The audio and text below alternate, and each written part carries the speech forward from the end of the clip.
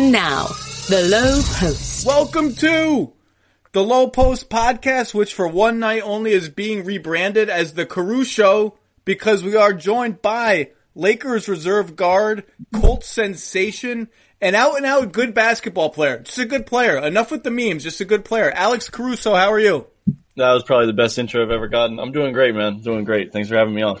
You always got to warm people up at the beginning to sucker them into saying something damaging later in the podcast. Comfort is everything. So you're hanging out, you're hanging in. Everyone's safe. Your family's all safe. Loved ones are doing okay? Yeah, everybody's healthy. Everybody's healthy, doing their best to stay out of the public and continue being healthy. How's your jump shot? It's pretty good. I'd been shooting well in the gym this last week.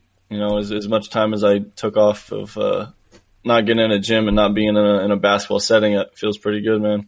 Who's been in there like on the opposite courts while you've been in there? Do you have a set schedule where it's always you and somebody else? Yeah, we got a set schedule. I've been working with Miles Simon, one of our player development guys, and then in the weight room with Gunnar Peterson, one of our strength coaches who's mainly been working me out the last year or so. And it's 30, 45 minutes, one-on-one in the weight room, one-on-one in the court. Duds has been in there. Quinn's been in. Two-way guys, Kostas and Devontae have been in. And then I think Kuz and Keith started showing up this week too. So we're slowly but surely, we're getting back to it. You got an exercise machine at home? Can you Peloton? Can you do something? I didn't have anything. And that was one of the things that this kind of break, it made me realize is that I don't have the quality, the professional quality workout equipment in my house that I need to withstand something like this. So luckily I got a little care package from the Lakers strength and conditioning, program and they helped me get through it. Really, like I got nothing at home. I have a gym in my building that is closed and like I'm like taking walks like an old man every day. Like I gotta go out for my walk, My parents are big walkers. I'm sure they're the only people in the country that are excited about everybody not being able to work out and having to take walks. Walking. So I mean, I assume you are paying attention to all the debates and discussions about what the NBA is going to be if and when it comes back in Orlando. All the different formats. Just the playoff teams go straight to the playoffs, these crazy play-in tournaments. Have you seen the World Cup one? The groups? I mean, you're a soccer guy, so we're speaking your language. Have you seen that one? I've seen it all. I don't know if I really have an opinion on which one I like versus dislike, as long as one of them happens. I think that's the biggest thing for me is that we just get it done and safely, of course, get everybody back to playing. But yeah, the world, I mean, that was an interesting one. And then I've seen the last four teams in the West plus the 16 playoff teams, seeded 1 through 20 and playing off a couple games to finish the regular season. So yeah, I've heard them all, seen them all. All of them sound good to me as long as we're back and playing. You really don't care. You just want to play. I mean, at the end of the day, that's really what it boils down to. And that might be naive of me. That might be overconfident, but I just feel like, we'll be ready and I feel like we can play with anybody. So doesn't really matter who we play. The World Cup one, the objection to the one that's the one that is the most controversial, I think, inside teams for two reasons. Number one, it's so different from anything that the NBA has ever done that people are like, there's already going to be an asterisk on this season. Let's not make it gimmicky. And number two, and I'm interested to see your take on this. So we put all these teams in a group. Let's say we bring back 20 teams. So Portland, New Orleans, Sacramento, the Spurs are coming back. Mm-hmm. And we essentially give those teams some chance to get into like what becomes the second round of the playoffs because 8 teams advance out of that. And there was some feeling like, boy, that kind of devalues the regular season if those teams can suddenly be in the final 8 and like steal a spot. Does that hold any water to you? Yeah, I think that's kind of along the right terms of discrediting some of the regular season, and I think obviously it discredits the guys that are at the top, like some of the leaders in the West and some of the leaders in the East who have played so well. And, you always want to reward it with seeding. And honestly, the seeding is usually it's fairly accurate as far as like who moves on to the second round most years. It's not like March Madness where there's a bunch of upsets every year.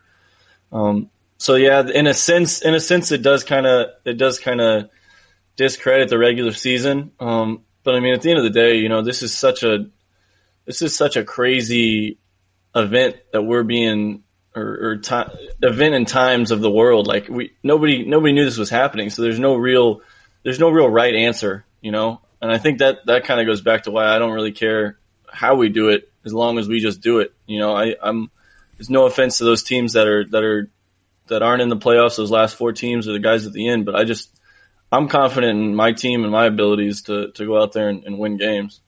Those teams are not allowed to be offended anyway. They don't get the right to be offended. Without naming names, obviously, do you know anyone do you know any players, or I guess even beyond that, who are scared to go into the bubble, who are scared to play and bang against each other and sweat and all that, or to the point that they would consider maybe not going? Have you had that discussion, not even just with teammates, but with players around the league? Yeah, I haven't reached out too much to people around the league. If I've talked to anybody at all, it's been within my team and my organization. But I don't have a sense that that's a big fear. And obviously there's a lot of science and there's a lot of health regulations that go into it. But we're some of the most healthy human beings on the planet. We're some of the most in shape human beings on the planet.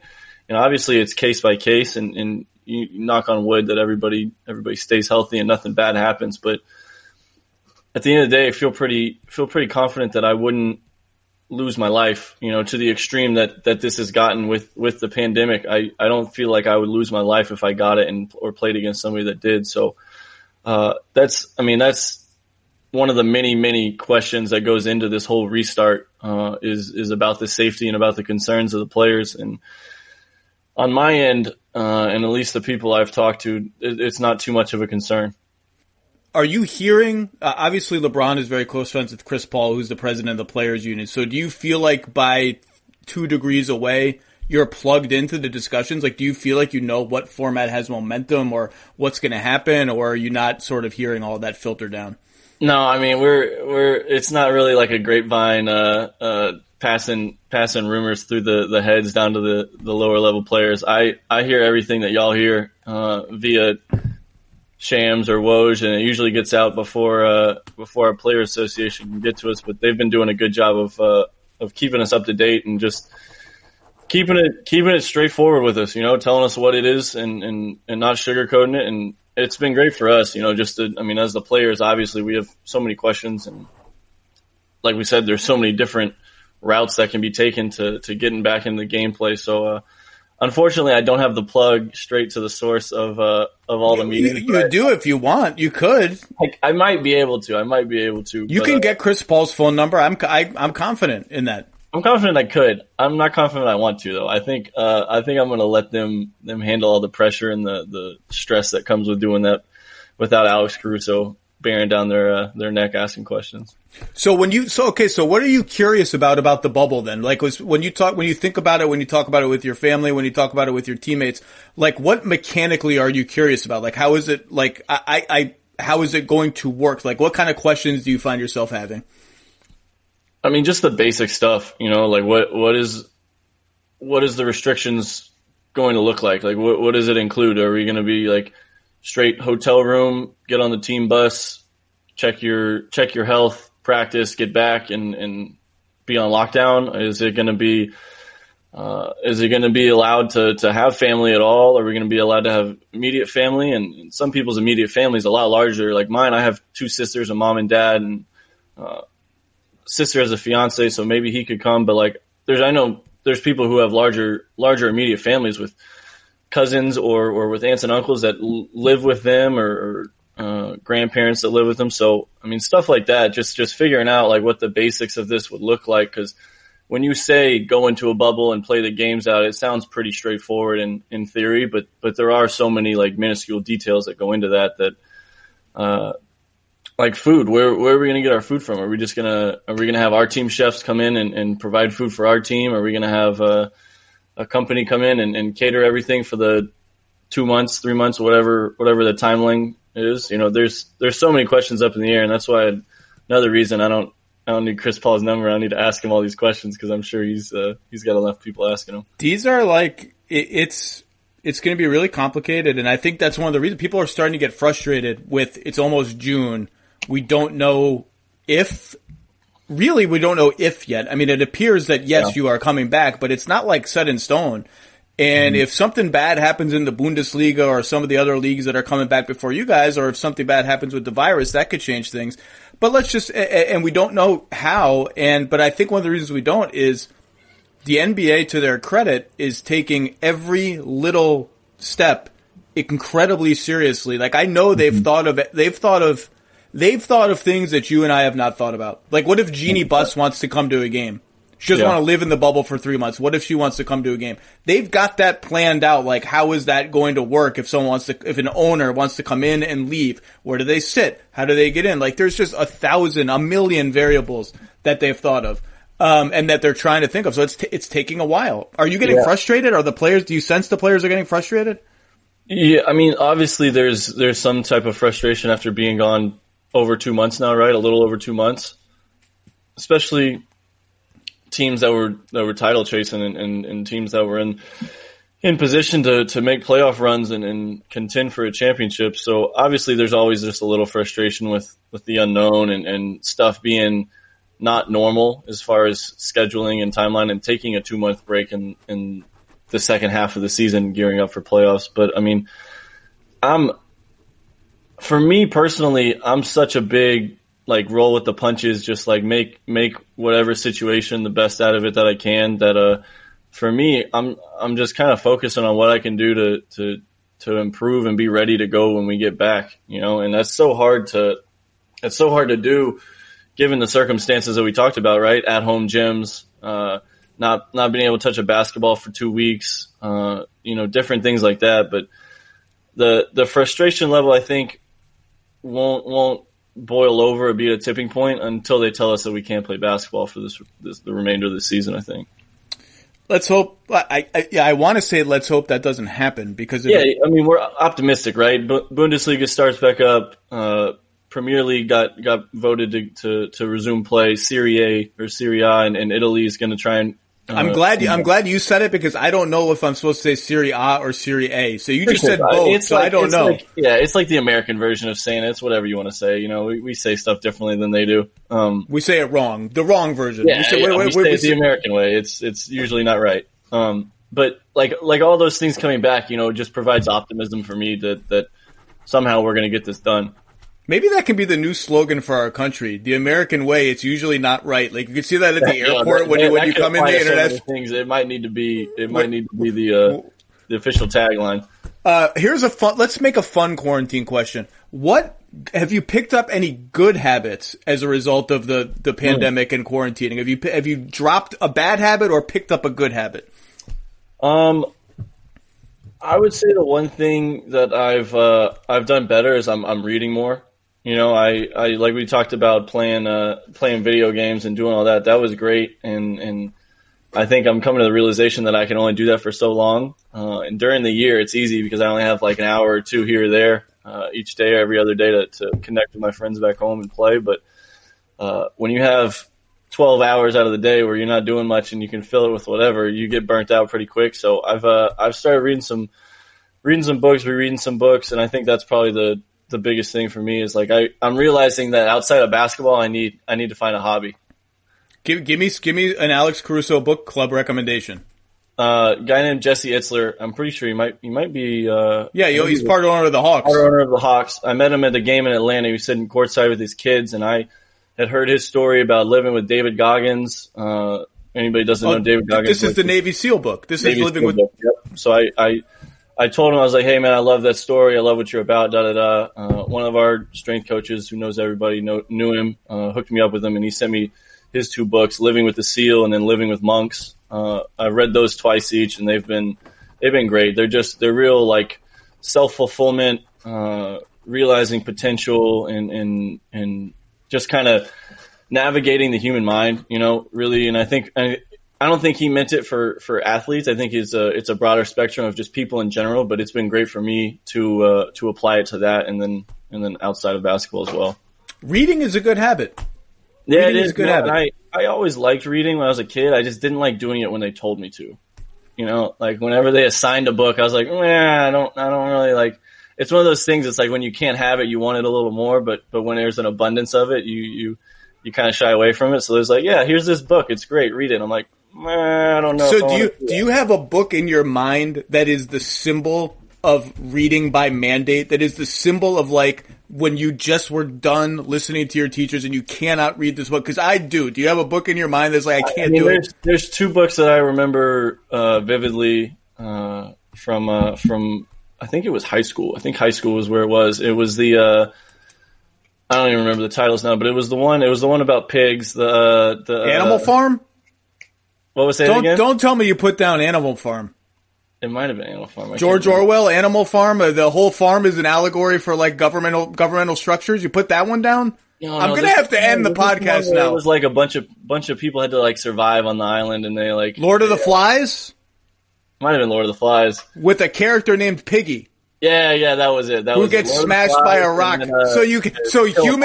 Humans descending into madness could not hold your interest. Children descending into madness could not hold your interest. Like I said, great books, but I just I was told to do it, so I was like kind of rebellious. I was like, nah, I don't know if that's what I want to do. What was the other one? To Kill a Mockingbird. Boy, oh boy. I know. The Caruso has taken a hit so far in this podcast. American high school classics. Mine was Madame Bovary. Was the book where in junior year of high school I was like, I can't do it. It was the first book because I was a nerd. It was the first book I was like, screw it. I'm just not reading the book. Don't ever read. Well, maybe it's good. I don't know. I was dumb at 15. Maybe it's really good. I don't want to date you here. Did they have Cliff Notes when you were Cliff's Notes? Yes, they had Cliff's Notes and they had Spark Notes as well. Okay. Never used the Cliff Notes. Never. If I'm not going to read the book, I'm just not going to read it. So you just any paper or quiz or anything, you're just like, not worth it. The only class I really blew off was my AP English class when I was a senior in high school. I just checked out. I don't think I took AP English. I took maybe AP History and AP Stats, but I couldn't do English. English was never my strong suit. The only book I read was Huck Finn, and then the AP exam, the question, like the main essay question, was about like name a book about race relations in America, and I was like, whoa, I win! I read one book, and it's the perfect book for this. Okay. By the way, you dapped up Jesse Itzler and you did not dap up Rihanna, which is a promise that you have promised to rectify. This is Jesse's probably a little more approachable. She was right there for you. That's all I'm saying. She was right. If people haven't seen the clip, I assume people have seen the clip. So you've promised to rectify this next time, though. Yeah, I'm going to try my best. Hopefully she acknowledges me. If not, it'll just be another chink in the armor and we keep it moving. Have you dapped up Jack Nicholson? No, I have not. I don't know. I think he's been to a couple games this year. Yeah, I think he has. I don't know, man. I get so like, especially playing in LA, there's always stars there. There's always celebrities that it kind of, I don't want to say it's watered it down because obviously it's really cool to play in front of those people, but I'm so focused on basketball when I'm out there. Like if I don't focus on basketball and I just kind of like have fun out there and like look around at people, I'm going to get trashed. I'm gonna get blown by, give up a bunch of points, turn the ball over. So I usually have to be pretty focused. So your introduction to the NBA fandom at large was during a December 2017 game for the Lakers when you got in, and Charles Barkley and Shaq decided to have some fun at your expense during watching highlights. Said you were Ernie Johnson. They called you Ernie. For a living, yeah. They called you Ernie. Ernie, you're out there on the court. Have they since apologized to you for this? That was a baptism by fire on Inside the NBA. Have they ever come up to you and said, "Hey, man, I'm sorry, that was not very nice"? I think there's worse people I could be compared to. Ernie's a great person, great human being. So Ernie's a legend. Take that as a compliment, maybe backhanded, but compliment nonetheless. No, I mean that's just they have not apologized, but I don't think it warrants an apology. I think that comes with the territory. You know, hopefully I get good enough and I can go on the show sometime and we can exchange some verbal jokes and hash it out a little bit. That comes with the territory.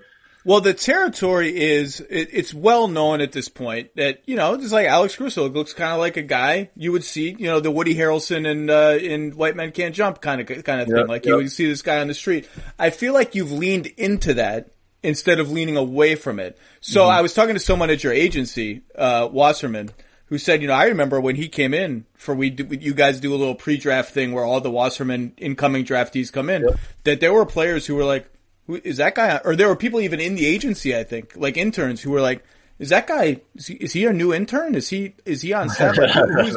Who's that guy? So does this still happen to you? Have you gone into NBA arenas and like security is like, sir, you can't go there? Have you ever been mistaken for a non-player in an NBA arena by like security? I want to say it's happened maybe for sure once where they had to like kind of take a double take. I think they just maybe hadn't had their coffee yet for their second wind of the shift. Because I'm wearing Lakers gear. I'm gonna have basketball shoes on. It's like I can only look so much like a normal person when I'm wearing that walking around the gym when there's a basketball game coming up. I think that happened once, but no, man. I mean, with the craze of social media and how much exposure there is, most people know who I am. Whether they acknowledge it or not, they kind of know, especially in the basketball. I mean, there's times, there'll be times when we're out in public. I'm trying to think, I wish I had a good story because I know it's happened before where someone was like, this is like Laker official or something like that. And I was like, yep, I play on the team. But I can't remember when it happened, man. If I come up with it, I'll reach out to you and let you know. But it's definitely happened. Maybe not as much this year, but definitely on the two-way years especially because I wasn't with them the whole time. So have you seen the clip of John Stockton in Barcelona during the Olympics being up? That's what I think of. And the fam, yeah. So in my head, I don't even want to look up that photo again. In my head, he's wearing a t-shirt tucked into shorts and a fanny pack. That's how I remember. That's how that clip is aged in my head. That's the style's back. That's fashion is a cyclical thing. Everybody's wearing the fanny packs and the shoulder bags now. It's coming back into fruition. Yeah, but they're probably doing it ironically to sneer back at the 80s and the early 90s. There's a good bit of the culture now that wears the fanny packs or the sling bags. Who's the trendiest Laker? By trendiest you mean who best dresser? Best dresser's tough. I've been asked this a couple of times by some different people. We have a bunch of guys that dress really well. And it's like different kinds of fashion too. Like Bron obviously has unlimited access and resources to dress very well. He does a good job. Duds does a good job. Kuz usually does a good job. There's really not, I mean. Oh yeah, Kuz is probably the answer. Yeah, Kuz gets a little wild, but he's the young guy. That's like kind of his, that's kind of what he's supposed to do. All the other guys are like not from this era really of like fashion and making it a thing to come in an arena. So they all have a little quieter taste. But Kuz does his best to keep it fresh. So my pet theory is that you have leaned into the I look like the guy off the street thing. You have not restyled your hair. You have not done any of that. That you've leaned into it because it's sort of your version of like how Bill Russell used to be friends with the people he was about to face just to soften them up. I feel like you like being underestimated. Like it's going to wear off soon because you're becoming too well known, but you like other players seeing you and say, oh, that guy's, I don't have to worry too much about him. That's my theory. Is there any truth to my theory? I don't know if that's the driving force. I think it gets a little deeper than that as far as just like my view on life and the world and how I'm very just, there's so many more important things than what someone looks like and stuff like that. But that's a different road. The unassuming look on the court, I think, is just always just played to my favor. I remember because I've always been the athletic white guy that's ran through passes and dunked on people or caught a tip dunk in AAU to college to G League and now. So it's always just kind of been my thing. And I don't know if I've like intentionally preyed upon people that are like, yeah, this person's going to underestimate me. But it's definitely played in my favor to where people don't give me their best shot the first couple of times we go up and down the court. But soon thereafter they realize that I'm here for one reason, and that's to get after it. Well, someone who shall not be named from the South Bay Lakers, the G League team of the Lakers, told me did you guys win one year when you were there?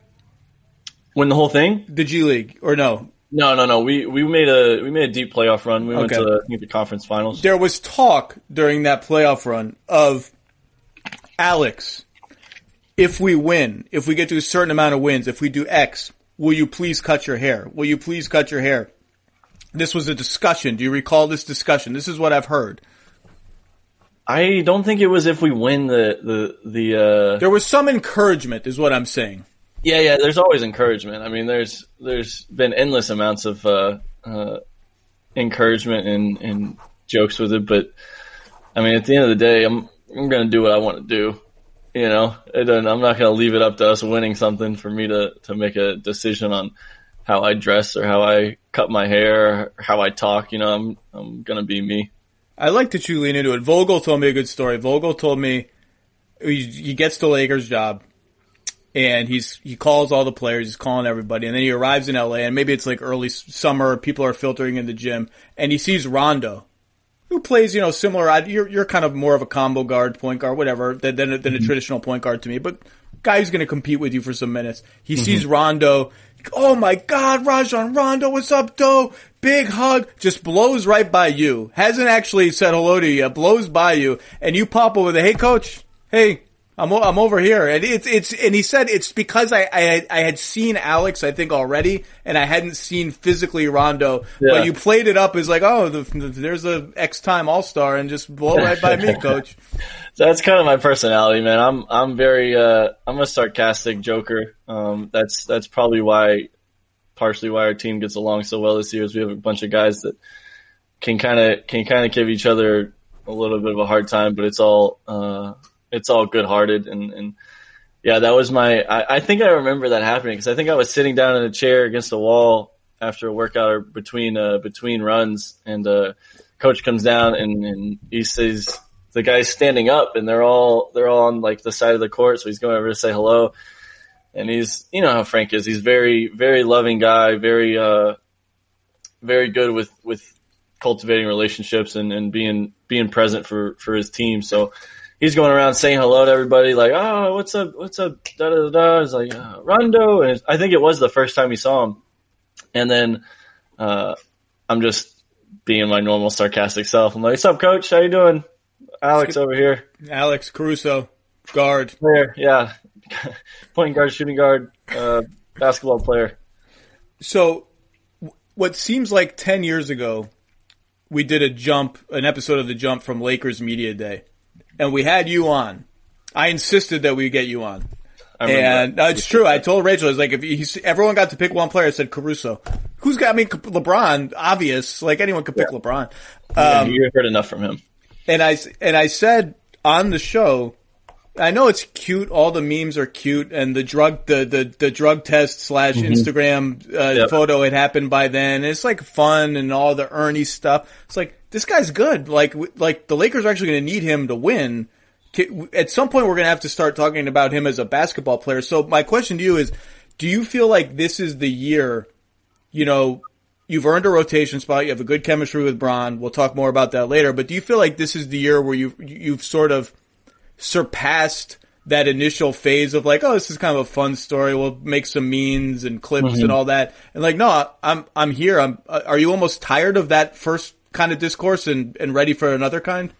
Yeah, you know, it's a fine line between like joking about it and people having fun with it, and then people kind of disrespecting how hard I've worked to get to this point, right? Like, cause we talked about it and I remember the interview and I remember sitting next to RJ and I was like, I'm a professional basketball player. Like, this is what I do. Like, they didn't just give me a 2-year contract because I threw a ball in the hoop one time and dunked one time and everybody got excited on Instagram or Twitter. It's like, I've put in my time. I've worked on my game, my body, my craft to be able to get to this point. And it's like I said, it's a fine line between having real fans that appreciate what I do and know how hard I play and what I actually bring to the game. And then there's another group who the new word is called casuals. That's what everybody calls somebody who doesn't have educated basketball take whenever they come in with something like, oh, you must be a casual. I've realized that. I'm learning the lingo. Then there's a bunch of casuals who, one, either don't like it because all they see is videos of me on Bleacher Report or House of Highlights or Sports Center, which they probably do play too many times a month. They probably are overproducing Alex Caruso content. But then there's the other half that are like loyal fans that like appreciate how hard I've worked. And I've had so many people reach out to me, and obviously I can't respond to everybody on Twitter or Instagram, but people who actually tell me, it's like, hey man, I recognize what you do. Like you work hard, you've earned this. Like I appreciate you. You're inspiring to me to do that. And I'm like, I can't knock one side and get mad at the people who just think it's like it's overkill or I'm just here for fun. Because there is a side who truly believe in me and truly appreciate what I've done to get here. And those people obviously are who I play for, right? I love playing for fans. I love playing in crowds that get excited. It gives me juice and energy to play. So I love when there's genuine appreciation. And like you said, I don't know if this is going to be the year that people decide to stop talking about me. I'm sure, being on the Lakers helps this a lot. And maybe somewhere down the line in my career, I won't be a Laker, but for the time being, I know it's not going to slow down just because of how much exposure there is with the brand of being a Laker, and I'm not going to slow down. So it's not going to get any. There's not going to be any loose ends on my end. Well, when I talk to people about you, there's a certain mentality you have that I think that this is what I've heard that has served you well in going from undrafted to here, but also in playing with LeBron James, which is not easy to do, to be LeBron James's teammate. Like it's pressure. There's a certain amount of pressure. There's a certain amount of pressure, but you're not in awe of the Lakers. You're not in awe of the NBA. There's a certain even keel about you that people around you said, when you went undrafted or were you on a two-way deal and you went back and forth a million times, like there could have been a certain frustration level, a certain, some people in all walks of life tend to lash out and blame other people or be angry about it. And you never were. And the flip side of that is certain people might going from undrafted to playing with LeBron on a championship contender might be awed a little bit by that environment. And people say you're not. In fact, a couple people told me he's one of the louder guys in our film sessions, and not loud in criticizing other players or what, but loud in saying, "Hey, I have a question about this, or can we get this scheme right?" Is that true that you're one of the big voices in there? Yeah, I don't know about big voices, but when I see something that I think is important, I'm going to say something, and it's never a negative thing. I never want to embarrass a teammate or do anything like that. And I think that's come from learning from past coaches that I've had of doing a good job of that. But when I see something important that I think our guys need to make sure they visually see to help us be a better team, I'm going to say it. It's like, it's, and it kind of goes back to that. I've always been somewhat of like the leading type. With my G League team, I was one of the leaders on that team. With A&M teams, I was one of the leaders on that team. My high school team, I was the leader of that team. It just comes naturally to me to speak and to be vocal, and I'm blessed to be able to have that ability because I know not a lot of people do. There's a lot of people who lead by example and can't vocally lead, but it goes back to the mentality you talked about of going undrafted, going through the G League, and then becoming an NBA player. It's like if I don't have confidence in myself and I don't hold myself to a high standard, I'm not gonna meet everybody else's, right? So like, why don't I hold myself to a standard that's higher than everybody else's? So when the time comes that they would have me a question or I have to answer a bell of their expectations, it's like, I'm good. Like I hold myself to this standard already. I don't have to worry about what I'm going to do when you ask me or I'm called upon in your spot or something like that. I'm a big believer in just working hard and I'm going to get the job done. I'm not, if something goes wrong, I'm not going to be like, oh man, that's why we're going to lose, or that's why we're going to do this. It's like, all right, that happened. Let's get to this next play. I'm going to make up for it. I'm going to do something else to change the course of the game. And that served me well. It serves me well in a sense of filling a need that a lot of teams have, as far as a guy that's gritty and a guy that'll do anything to win. Well, I think it's probably one of the reasons why LeBron has an affection for you. And I know he said some nice things about you publicly, but teammates say nice things about their teammates to the media a lot. It's something you should do.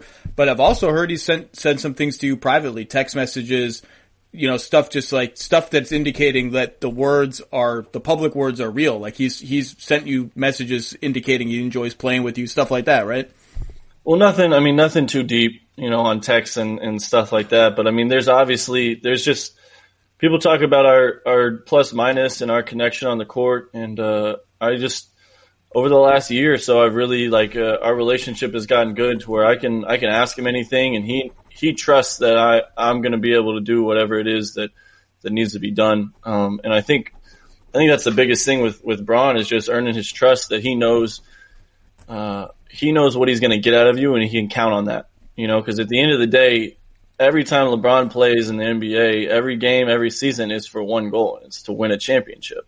He's not out there for any other reason. And for me, I'm trying to win every game I play. And at the end of the day, if that ends up being the championship, then that's what it's going to be. And I think he appreciates that. And then obviously just getting to know him off the court, that's been one of the great things about this team this year is I've gotten to, my relationship with everyone in the team has improved so much from when we first met and had a little mini camp in Vegas as a team to now. I can text anybody and ask them a question. I was talking to Duds about the implications of this break and monetarily what it's going to be for us in the CBA and stuff. And I don't know if I would have been comfortable doing that back in October, September. So, just being able to get a relationship with him has really helped me just kind of find my way and understand what it is I need to do. Did it get you into Space Jam too? No, unfortunately, there will not be a AC Fresh cameo in Space Jam 2. That's unfortunate. Yeah, I know. Maybe if it was a couple years from now, I would have got the call, but I'll save that. Well, you guys, I was going to talk about this later. Might as well do it now. You talked about the bonding of the team. I don't say this lightly or facetiously. You guys have had a year, unlike any other team probably ever. And we don't have to talk about the darkest parts of the year. We know what they are. Everyone is still recovering from that. But from the moment you took off for China and landed in China, it has just been a nonstop. It's just not even been a basketball season. It's been something completely different than that. So what do you remember about landing in China? Like, does everyone turn on their phone and immediately it's like, whoa, our trip just changed? Or do you not know till you get back to the hotel and absorb it? Like, what do you remember from that? I'm trying to remember the timing of how all that stuff went down. Did it come out? Did Daryl Morey tweet out that whatever he said? Was it while we were in transit? The clips that I was rereading today suggested we took off and didn't know anything had happened. Okay. And then we landed, and then we foggy, like you said, it's been a long year. I remember getting there and just not there were so many questions. We had so many events planned. There was dinners that were supposed to happen. There was Special Olympics camps for kids over there that were supposed to happen. Let alone the games, the games are good for us to kind of get back to basketball, but just like so many events that would have been positive for us to do with the people over there, the people who care about basketball and are fans of the NBA and sports. There was just a lot of unknown stuff. It's a lot like now. It's like we didn't know anything until we were told it. And probably you spent a lot of time in a hotel. Oh, no, we spent the entire time in the hotel. But we didn't practice. There was no shoot-arounds, I believe. We spent a vast majority of our time in the hotel, which was a really nice hotel, so I'm not complaining. It's not like it was a Motel 6. We were in a very nice spot with a nice view of the city. But Yeah, man, just especially you had wives, girlfriends, families, kids like on the trip, and it was like all of a sudden it was like, well, we're gonna hang out in the hotel and see how it goes. How'd you pass the time? I know there were card games. Who was your China crew? I was hanging out with a girlfriend at the time, and really just trying to figure out anything to do. You know, the players, we would meet for lunch, and lunch would be like an hour and a half because we're sitting down there ordering as much fried rice from the people as we can to keep us hungry or to keep us fed and not hungry. So it was a lot of sitting around, but it was good. You know, it like you said, the bonding through that was almost beneficial for us. You know, because if you just go through a normal trip, you're probably not talking as much as we did. You're probably not with each other as much as we were, just because of different appearances and different things you had to do. So it was, I mean, like I said, you can always look at the negatives of situations, or you can just take the best out of what it is and kind of roll with the punches. And I think that's what we did. I think we did a really good job of it, us and the Nets, of coping with the situation. The symbolism of the symbolic event from that trip was when they started taking the banners down. Was there a Caruso banner? No, there was not a Caruso banner. I'm not that important. Well, sometimes they have everybody. You go to every arena now; they have a banner that shows all the players. No, it was like Kyrie, KD, DeAndre, Bron, AD. I think Danny might have been up, or no, Danny or Rondo. They both have connections over in China for many years. But yeah, it's a funny story. It was the day before the first game in Shanghai, and we're in lunch. I think it was a Thursday like midday, and it's in this big kind of, it's not a huge ballroom, but it's a ballroom of sorts with whole windows on a 90-degree turn. So like one flat end, one long end if it's a rectangular room. And the long end of it had the windows open, and that's where we could see the big banner with the NBA and all the sponsors and the players. And they started taking it down while we're eating our meals. And it was something I'll never forget. I was like, well, this is okay. We at that point we didn't think we were playing any games. We were like, well, okay, well, we just flew over here to hang out, and we're gonna fly home now. Hey, middle of lunch, they're taking down our banners. We're like, oh, that's not good. What do you remember about the draft when you were not drafted? Because like I looked back on it, it was like you had hopes of being drafted. It wasn't like you knew you were going to be undrafted. So when pick number 60 comes and it's not you, what happens? Who are you with, and what happens immediately after that? I was hanging out with my immediate family, and then like six of my like closest friends.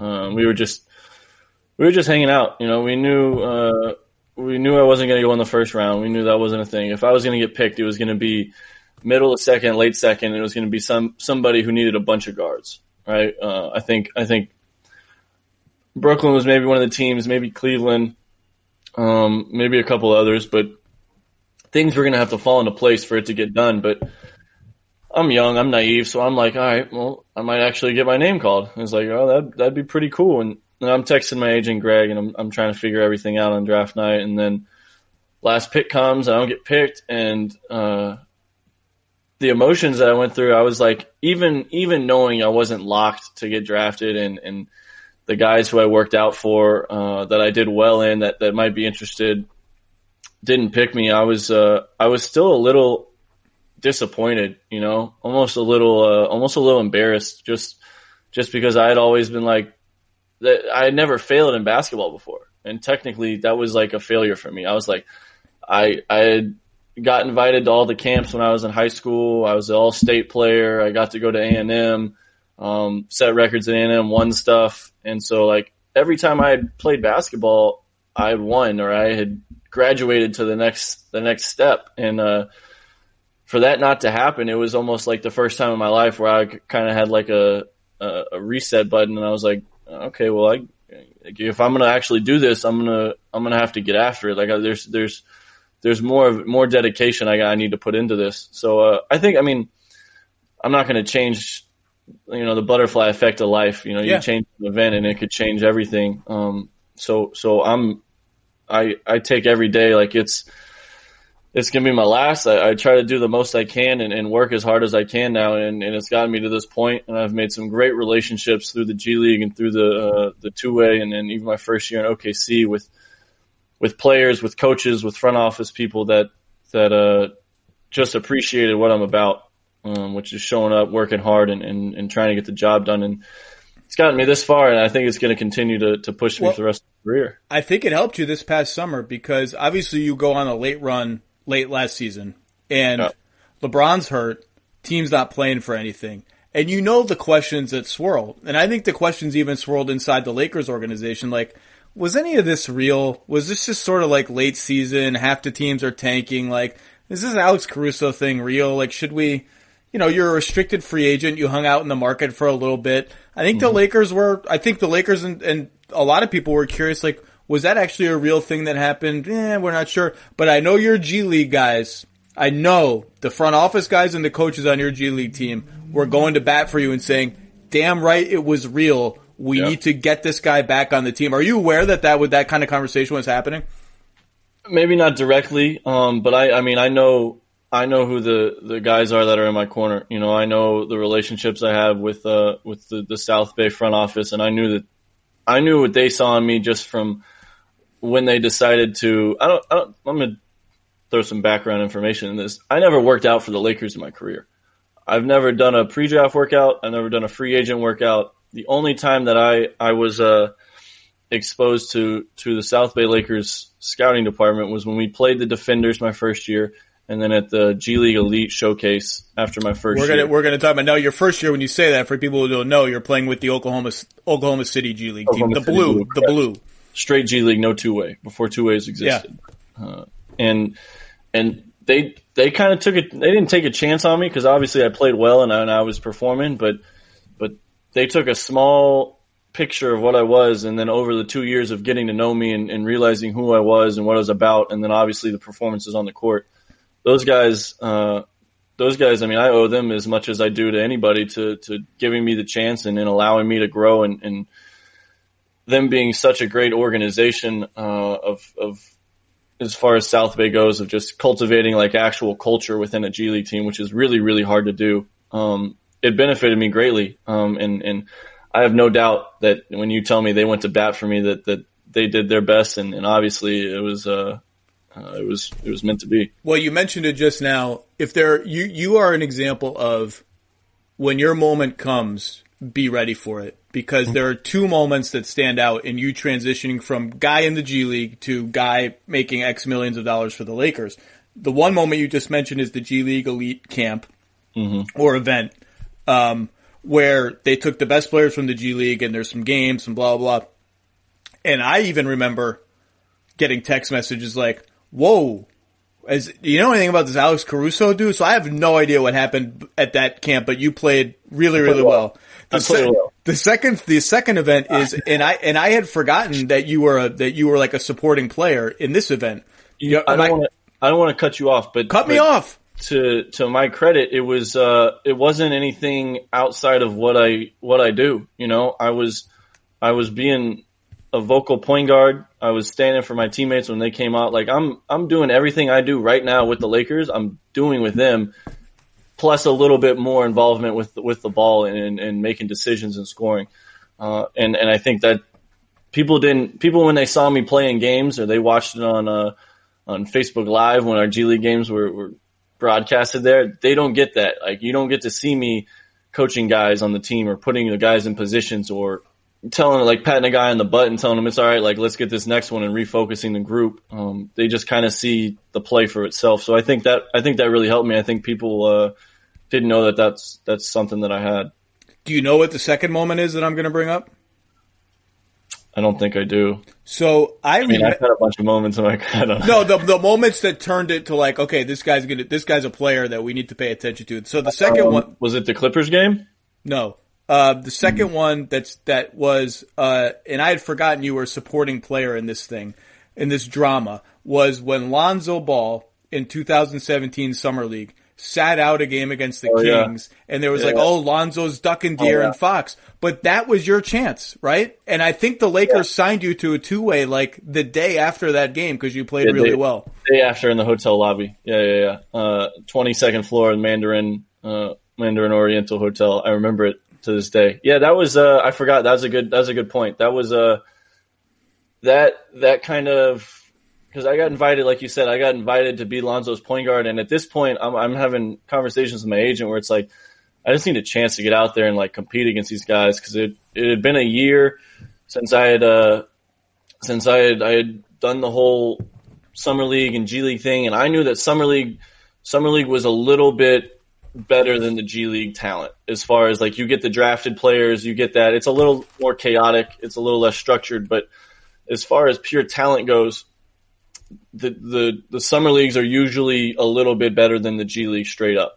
And I knew that if I went out there and played well, and I played well against the guys, I was going to have a shot at being somewhere next year. And like you said, Zoe got hurt. They told me, I think the morning of, that he wasn't going to be able to go, and that I was going to start. And man, from there, I just went out and I played my game. You know, I that was one of the things when I learned through my first year in the G League, in that top 50, that G League showcase thing, is that like I'm capable of doing some things that I didn't get the chance to do, or I was just too timid to do in college because I was trying to follow the rules and set the plays up and be a point guard, but it wasn't really being a point guard professionally.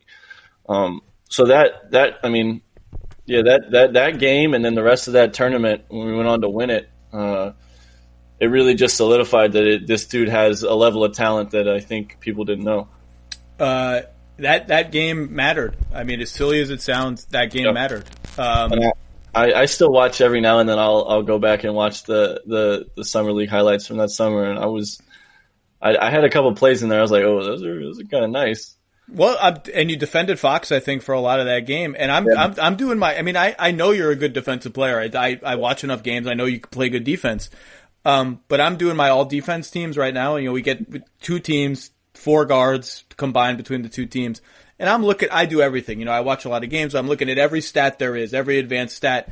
And your name keeps coming up in the top of like, pick your advanced stat, make up an acronym, and like whatever that stat is, like Alex Caruso's there. And something real is and then even the basic stats. I think I looked it up. There were 10 guys in the league this season that averaged 2 steals per 36 minutes, and you're one of them. It's like something good is happening to the Lakers defense when you are on the floor, and it's showing up. You know, some guys, when you look at these stats, they're good in one, average in another, bad in another, great here. You're just across the board. You're at the top of every one. So you've had the defense has been fantastic.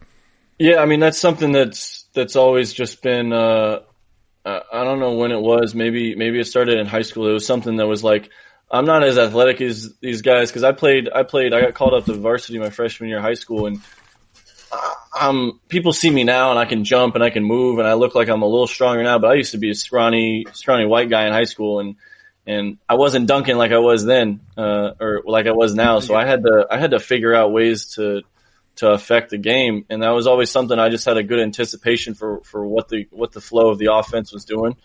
And then obviously, I mean, getting back to this year, we got a great defensive team in general. So, I mean, obviously my numbers are a product of me working hard and me doing something, but it helps when you have Anthony Davis, JaVale McGee, and Dwight Howard back there protecting the rim.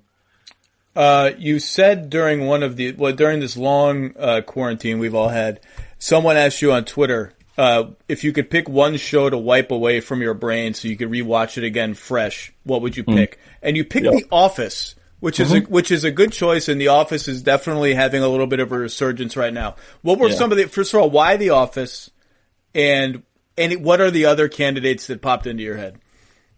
Plain and simple, I just love The Office. I just love the quirkiness, the dry humor. I I love how many episodes there were. Steve Carell is great in it. Anybody who has ever told me they don't like The Office has always had a problem with Steve Carell's character, and I'm like, well, that's where you lost it. Like, yeah, thank you. I know it's not going to work for you. I was like, if you don't like that, then you don't like the show. It's like, just keep moving. I don't want to hear any bad mouthing about it because I think it's the greatest show ever. I don't know. It's always something for me. I'm notorious for not finishing TV shows. I just lose interest. I don't know what it is. Like, even good TV shows, I don't finish them. It just takes too long. Takes too much of my time. So what's a regret? What's a regret that you? There's so many. Y'all are gonna, when people hear this, they're gonna crucify me. Breaking Bad, Better Call Saul, Ozark. So 2 of those I haven't even started. Breaking Bad I did all the way through. The other 2, although I've heard they're fantastic, I've not tried. Breaking Bad. I thought it was a good show. I took a week off and then I was like, I'll just watch some of The Office. I'm trying to think what my biggest regret is. The show that I started and did. You know what mine is? See, I'm obviously much older than you. Mine is The X-Files. I started The X-Files and dropped The X-Files halfway through for no reason other than like this Mad was like Men's another one. Never finished that. Oh, I know, and I liked it. I thought it was a really good show. I don't know what it is about me. You're young, man. Finish it now. When you get old and you had a family, you ain't gonna be able to go back and finish these shows. Finish them now. Did you watch Lost? Lost is the show that I never watched 1 second of that I kind of feel like I might like. You did. If it's on TV, I'm definitely not gonna watch it. Okay. My schedule, I'm not gonna be able to sit down on Monday at 7 every Monday and watch a show, and I'm not gonna go find it and look and record it. That's just too much work. I watch a lot of sports, man. You know, I've been craving sports for the last 2 months just because I'm not a huge TV guy. Who is the best supporting character on The Office? Who is the best character that's not I would say the big 4 are Michael, Dwight, Jim, and Pam. Who's the best? Who's the one that always makes you happy when they appear? Dang, that's a tough one. Because they're all so good. They're all very good. I'm a big Kevin Malone fan, man. Love it. Love Kevin. Yeah, I'd say Kevin Malone. I think that's my favorite. Him and Creed. Creed's an underrated character. Creed Bratton. He is so. He doesn't say a lot, but like the 1 or 2 times an episode he talks, it's hilarious. You get the proper dosage of Creed. Too much Creed would be okay. The bit is getting old. Great supporting humor. I think Daryl is underrated, or maybe properly rated, and I just don't know. I think Daryl's a consistent net plus, and I really enjoyed Ryan. When Ryan becomes super successful at the company and gets a goatee and is like a New York executive, I like that guy. It's funny because BJ Novak was like a main writer on the show. Yeah, and I think he produced. I'm not sure. I don't want to speak out of tongue, but I think he helped produce the show as well. Probably. And he just his character after that, it just makes it even better. I enjoy Michael's bizarro crush on him. It's just their whole relationship is great. Everything. It's a great show. I don't get people who don't like the Steve Carell character because I think it might be. I think people are just wired differently. Like I love to watch like action and comedy movies over like a horror drama. And there's some people who just like love watching horror films and I just don't understand them. I think that's the thing. I think some people just have their own thing and you just kind of let them roll with it. And it's not going to make The Office any worse or better that they don't like it. The genius of the Steve Carell character of Michael Scott was that because on the whole, he's quite pathetic and insecure and not super likable. And then every 3rd or 4th episode, he'll do something that shows a great degree of confidence or like competence as a boss. And you'll be like, all right, the balance of his character is really hard to strike. He's the perfect character for it. Like nobody else I think could play that as well as he did. We got to wrap up, but just let's go quickly back to the Lakers. I have to give you my, if I could wipe shows from my brain, I would wipe The Wire and watch it again. Please tell me you've watched The Wire. Never seen The Wire. You know what it is though, right? I don't. I mean, I've heard people talk about it. I've never been. Am I like 75 years old now compared to NBA players? Is it just all over for me? I don't understand. I think people still watch The Wire. I've heard The Wire before. It's not like I've never heard of it. I just didn't get to it. I think if I had to do it over again with a comedy, I would do 30 Rock. I don't know if 30 Rock hits your. 30 Rock's good. I like Parks and Rec as well. Parks and Rec is good. Or parallels. 30 Rock, I watched an episode of on a plane when we were still traveling like a few months ago, and I was like, there's like 20 jokes per minute in that show, and there are just so many great ones that you just don't even hear the first time you watch it. Let's go back to the Lakers. When you guys get back together, how quickly do you think you can get to where you were? Because you had just beaten the Clippers and the Bucks. Like LeBron was about to make an MVP push. It was all kind of coming together. Are you worried that it's going to take a while? I don't think, because I think you talk about that weekend and us leading up into that. I think it was more mental than it was physical to get to that point, because it was just about us executing every time down the floor and being diligent about spacing and making the right cuts or right reads off of post ups, and defensive schemes being accurate and executing every time down the floor. So I think getting to that level physically is going to be the hardest part.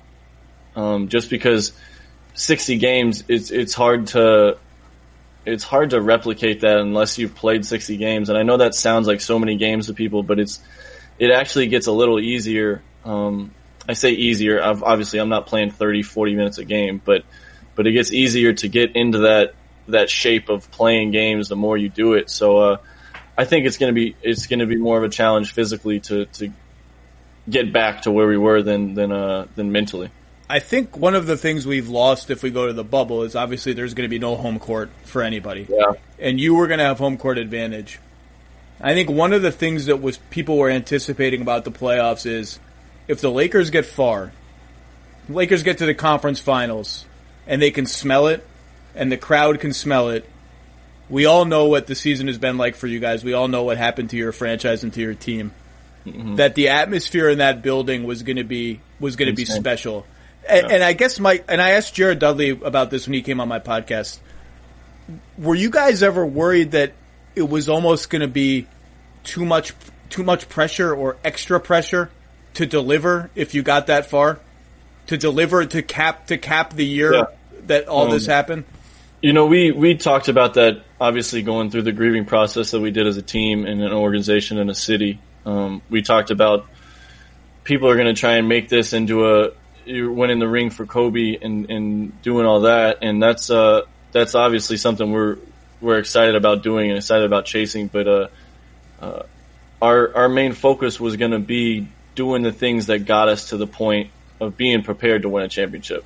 And I think having such veteran guys on the team, guys that have been deep in playoff runs, have been in the spotlight, have handled media attention like nobody else has. I think it was going to be okay for us.